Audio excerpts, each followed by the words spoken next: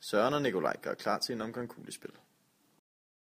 Til kuglespillet skal man bruge en plade, de transportable brikker og nogle kugler.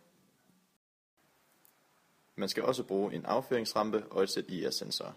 Spillet starter med, at hver spiller vælger en transportabel brik og placerer den et tilfældigt sted på spillepladen. Her vælger Søren en brik og placerer den på spillepladen. Det er nu Nikolajs tur til at vælge en brik. Han placerer den også et tilfældigt sted på spillepladen. Til sidst er alle brikkerne lagt, og spillet er klar til at starte. Fordi Nikolaj valgte brik sidst, er det også ham, der får lov til at starte. Han lægger kuglen på rampen og gør klar til at skyde afsted. Det gælder nu om for Nikolaj at ramme et af hullerne og derved erobre feltet. Når kuglen rammer ned i hullet, er feltet erobret og skifter til Nikolajs farve.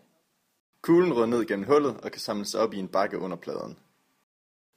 Det er nu Sørens tur til at skyde kuglen afsted. Søren vælger nu at dreje brættet ved hjælp af et af spillets IR-sensorer. Søren får drejet brættet, så kuglen rører ned i et af de transportable felter. Fordi de transportable felter er mere udfordrende, tæller de for 2 point. Det er nu igen Nikolajs tur til at skyde. Han vil nu prøve at erobre det felt, som Søren fik lige før.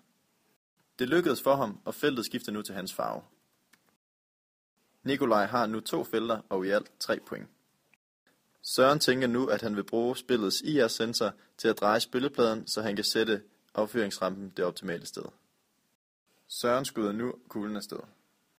Søren er så uheldig at få drejet pladen for meget, så kuglen rører ned i et af spillets døde huller langs kanten af spillepladen. Kuglen rører ud af spillet, og Søren får desværre ingen point i denne runde. Spillet fortsætter indtil alle felter er blevet erobret. Hver spiller tæller nu deres point sammen. Husk, de normale felter giver 1 point, og de transportable felter giver 2. Her får Søren 13 point, og Nikolaj får kun 10, så Søren vinder spillet. De kan nu lave om på spillepladen og starte på et nyt spil.